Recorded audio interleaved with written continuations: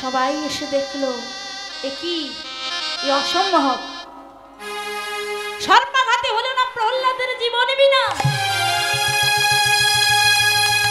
প্রহ্লাদকে দংশন করবে কি মা? তার চরণটাকে মাথায় নিয়েছে। ভক্তির চরণ যে বড় দুর্লভ, চরণটাকে মাথায় নিয়ে ওরা লুটাচ্ছে। হিরণ্যকশিপু ক্রোধে আগুন, ক্রোধান্বিতা হয়ে বললে এমন কি? প্রহ্লাদ কি সর্পঘাত হলো না?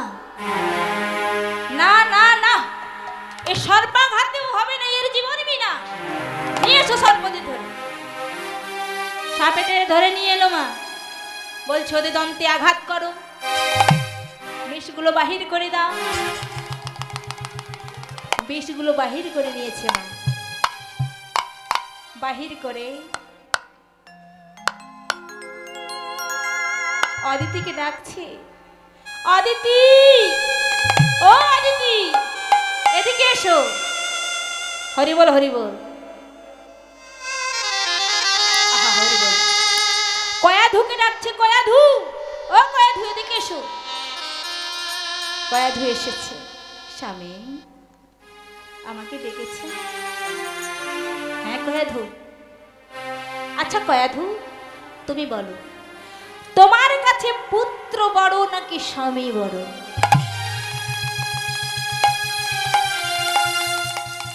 কয়াধু বলছে, স্বামী আপনি এমন প্রশ্ন কেন করছেন? তোমাকে যা বলছি তার উত্তর দাও। কয়াধু বলছে, স্বামী আমার কাছে স্বামী বড়। জানো স্বামী, ত্রিলোকের গুরু হয় পতি আপনা, অতিথি আইলে গুরু মন সভা পায়। গুরু হয় পতি আপনা, অতিথি আইলে গুরু মন সভা পায়। শোনো স্বামী, এই জগতে প্রত্যেক স্ত্রীদের গুরু হলো তার স্বামী, পতি দেবতা। তুমি আমার কাছে গুরু। তবে শোনো অদিতি, এই ধরো এই পাত্রের মধ্যে বিষ রয়েছে, নিয়ে যাও। এই বিষটাকে সুন্দরভাবে নাড়ু বানিয়ে তোমার পুত্র প্রহ্লাদকে, ওই অবাধ্য পুত্রকে বিষ খাইয়ে মেরে ফেলো। না,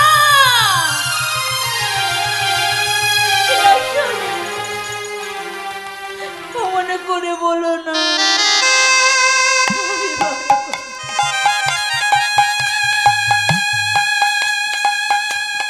আমি পারবো না।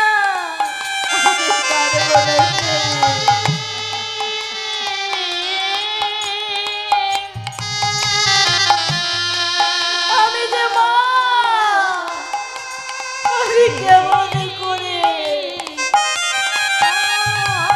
আমার পুত্রের বদনে বেশ তুলে দেবো? আমি পারবো না,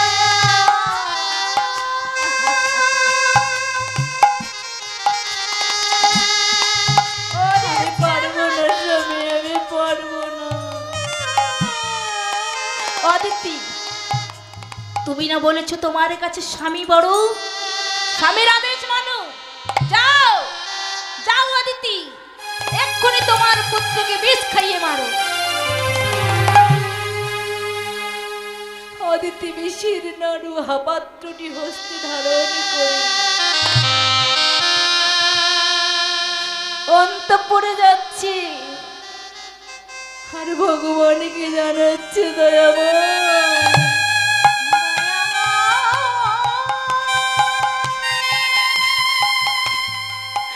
তুমি আমায় কেমন পরীক্ষায় ফেললে? ও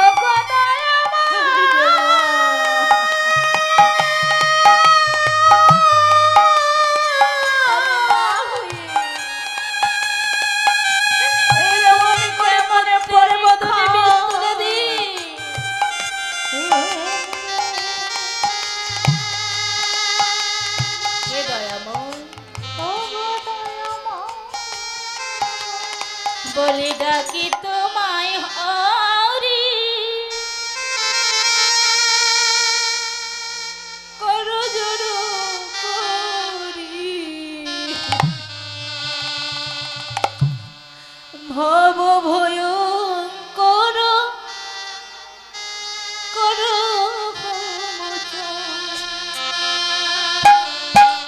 ডাকি তোমায় হরি করো জোর করি ভব ভয় করোনা সরো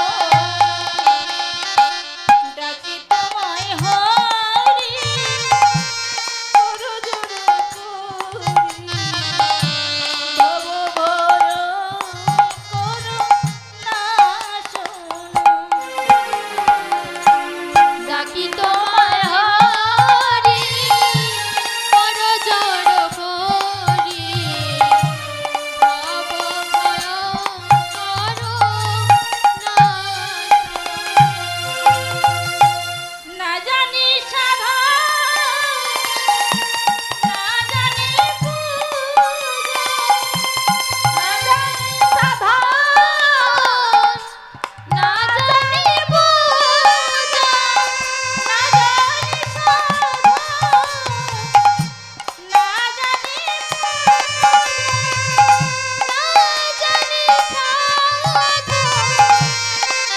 জানি কেমনে করিয়া ডাকি তোমায় হরি করো জোর করি ভব ভয়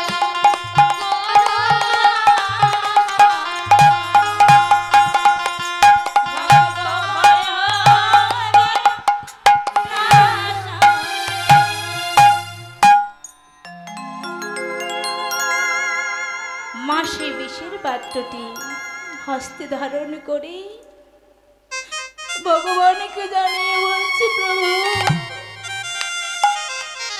আমি যে মা কেমন করে পুত্রের বদনে বিষ তুলে দিই কেমন পরীক্ষায় ফেললে আমায় কেমন পরীক্ষায় ফেললে এদিকে পুত্রকে বিষ খাইয়েও মারতে পারছি না মা সেদিকে স্বামীর আদেশ রাজ আদেশ মানতেই হবে বিষগুলোকে নাড়ু বানিয়েছে পাত্রটি হাতে নিয়ে প্রহ্লাদ যেই ঘরের মধ্যে রয়েছে ডাকছে প্রহ্লাদ ওরে প্রহ্লাদ ওরে পুত্র ওরে পুত্র কোথায় তুই প্রহ্লাদ মায়ের কণ্ঠস্বর শুনে ডাকছে মা মাগো ও মা তুমি এসেছো মা আমার জন্য খাওয়ার এনেছো আমি যে কতদিন খাইনি মা আমি তোমার কোলে বসিনি তোমাকে আদর করিনি মা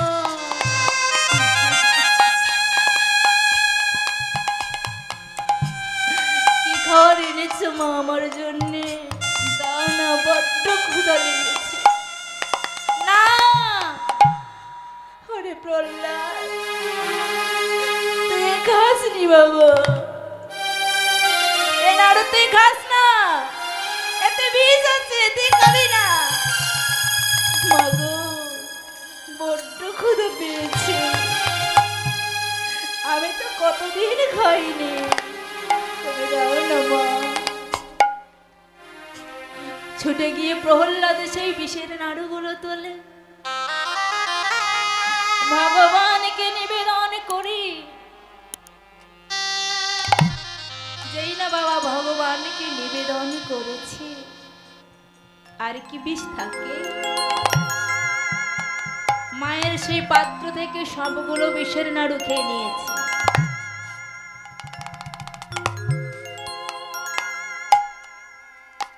হিরণ্যকশিপু দেখলো না, অসম্ভব, বিষ খেয়েও প্রহ্লাদের জীবন বিনাশ হলো না। কে আছিস নিয়ে যা। হস্তপদ শৃঙ্খলিত করে পাহাড়ের চূড়া থেকে ভূমিতে পতিত করে। হস্তপদ শৃঙ্খলিত করেছে, পাহাড়ের চূড়া থেকে ভূমিতে ফেলে দিয়েছে। সেখানে ভগবান গিয়ে সুদর্শনকে পাঠিয়ে দিল, যাও সুদর্শন। পদ্ম ফুল হয়ে ধরে নিয়েছে। যেমন একজন শিশু মায়ের কোলে খেলা করে, তেমন ভাবে খেলা করছে। এই কে আছিস নিয়ে যায় কি। হস্তপদ শৃঙ্খলিত করে পাহাড়ের চূড়ো থেকে সমুদ্রে নিক্ষেপ করে দে। সমুদ্রেও নিক্ষেপ করে দিল মা। সেখানে ভগবান ছুটে গিয়ে একটি ভেলা সেজে ভক্তকে রক্ষা করল। হিরণ্যকশিপু দেখলো এতেও প্রহ্লাদের জীবন বিনাশ হলো না। ধরে নিয়ে এলো, আয় এদিকে আয়। আয় প্রহ্লাদ, বল তোকে আমি এত করে মারার চেষ্টা করছি, কেন মরছিস না তুই? বল কি জাদু জানিস? কি রে, কেন মরছিস না?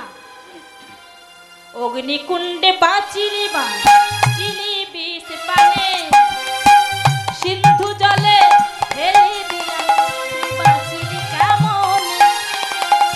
অগ্নিকুণ্ডে বাঁচিলি বাঁচিলি বিষ পানে,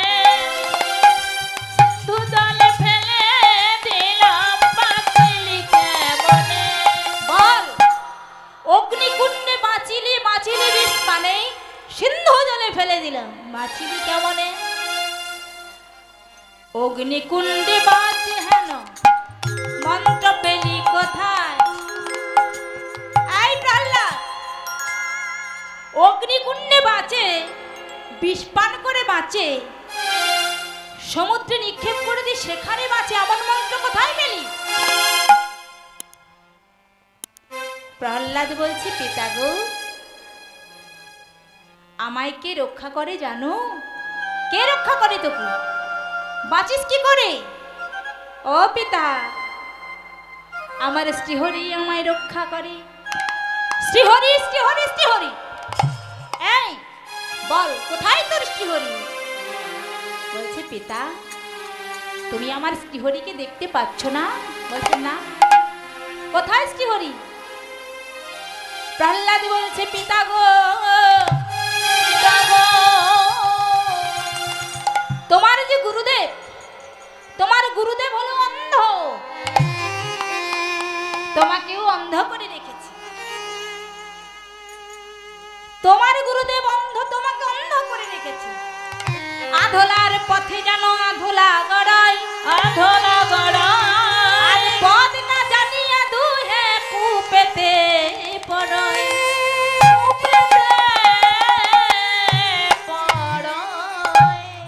শোনো পিতা, তোমার গুরুদেব অন্ধ। একজন অন্ধ মানুষ যদি বলে এসো তোমাকে আমি সঠিক পথে নিয়ে যাই, তার পেছনে গেলে তো কূপে পড়ে মরতে হয়। তোমার গুরুদেব অন্ধ, তোমাকেও অন্ধ করে রেখেছে। তুমি আমার প্রভুকে দেখতে পাচ্ছ না? বলছে, না দেখতে পাচ্ছি না। বল কোথায় তোর শ্রীহরি? কেন পিতা, আমার শ্রীহরি থাকেন তিনি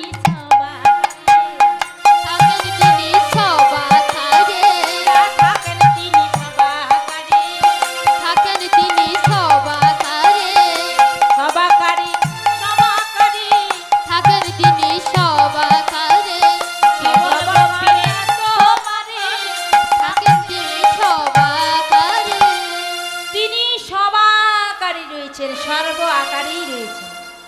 কি বললি? তোর শ্রীহরি সব জায়গাতে আছে? বলছে, হ্যাঁ। এই এখানে তোর শ্রীহরি আছে বলছে হ্যাঁ। এই এখানে তোর শ্রীহরি আছে হ্যাঁ। এখানেও তোর শ্রীহরি আছে বলছে হ্যাঁ। এখানেও শ্রীহরি আছে। এখানে তোর শ্রীহরি আছে বলছে হ্যাঁ। এখানেও শ্রীহরি আছে। বল স্তম্ভের মধ্যে তোর শ্রীহরি আছে? হ্যাঁ পিতা, স্তম্ভের মধ্যেও শ্রীহরি আছে। প্রধান নেতা হই হিরণ্যকশিপু কি করলে? মুষ্টাঘাতে মারিল সে স্তম্ভের উপরে। মুষ্টাঘাতে মারিয়াছে স্তম্ভেরই উপরে। ওই মুষ্টাঘাতে মারিল সে স্তম্ভের উপরে। মুষ্টাঘাতে মারিয়াছে স্তম্ভেরই উপরে। নরসিংহ রূপ ধরি পুরু দেশে ধরে। নরসিংহ রূপ ধরি পুরু দেশে ধরে। যেই স্তম্ভের মধ্যে মুষ্টাঘাত মেরেছে অমনি ভগবান নরসিংহ রূপ ধারণ করে কি বলেছিল গো মা? ঘরে মৃত্যু হবে না, বাহিরে মৃত্যু হবে না। কোথায় ধরেছে? একদম দরজার সামনে। আর কি বলেছে? দিনে মৃত্যু হবে না, রাতে মৃত্যু হবে না, ঠিক গোধূলির বেলায় বলেছে। অস্ত্রাঘাতে মৃত্যু হবে না, অগ্নিতে মৃত্যু হবে না, নখাঘাতে নখ দিয়ে বক্ষ বিদীর্ণ করল। হরি বল হরি বল। হিরণ্যকশিপুকে ভগবান নখাঘাতে বক্ষ বিদীর্ণ করছে দেখে প্রহ্লাদ ভয় থরথর করে কাঁপছে। আসুন, অনেক রাত্রি হয়েছে, এত কুয়াশা, আমি লীলা এখানেই রেখে দেব। সবাই মিলে প্রহ্লাদের সঙ্গে একটু নরসিংহদেবকে ডেকে নিই। নমস্তে নরসিংহায় নরসিংহায় প্রহ্লাদ আহ্লাদদায়িনে প্রহ্লাদনাদদাহিনে হিরণ্যকশিপুবদ্ধ শিলাটঙ্কনখালয়ে এই তু নৃসিংহ পর তু নৃসিংহ যত যত যামি তত নৃসিংহ ওহি নৃসিংহ হৃদয় নৃসিংহ নৃসিংহ মাদি শরণাং প্রপাতি